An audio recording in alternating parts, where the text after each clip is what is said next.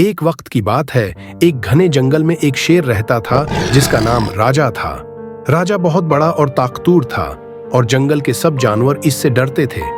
वो अपनी शान और शौकत की वजह से जंगल का बादशाह कहलाता था।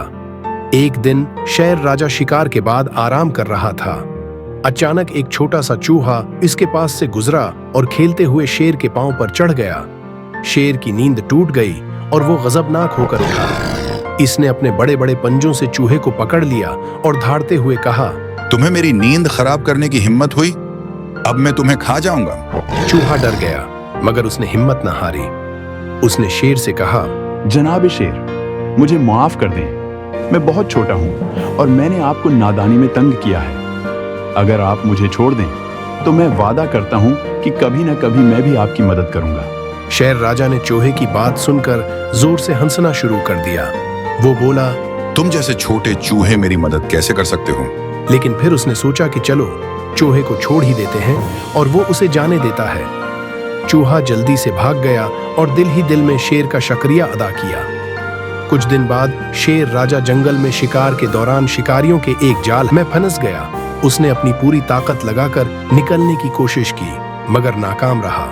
वो जोर जोर से धाड़ने लगा और मदद के लिए पुकारने लगा। शेर की आवाज सुनकर चौहा दौड़ा दौड़ा वहां पहुंच गया। चौहा शेर के करीब आया और कहा, जनाब शेर, फिक्र न करें, मैं आपकी मदद करता हूं। उसने जल्दी जल्दी अपने तेज दांतों से जाल को काटना शुरू कर दिया। कुछ ही देर में चूहे ने सारा जाल काट दिया और शेर आजाद हो गया। शेर राजा ने खुश होकर चूहे से कहा, तुमने मेरी जान बचाई है। मैंने कभी नहीं सोचा था कि तुम जैसे छोटे से जानवर से मुझे इतनी बड़ी मदद मिलेगी। आज से तुम मेरे दोस्त हो। उस दिन के बाद शेर और चूहा गहरे दोस्त बन गए।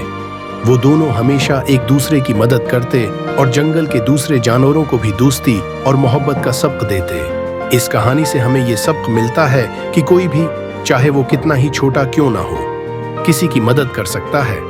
दोस्ती, मोहब्बत और हमदर्दी का जज्बा बहुत कीमती होता है और हकीकी दोस्त हमेशा मुश्किल वक्त में एक दूसरे के काम आते हैं।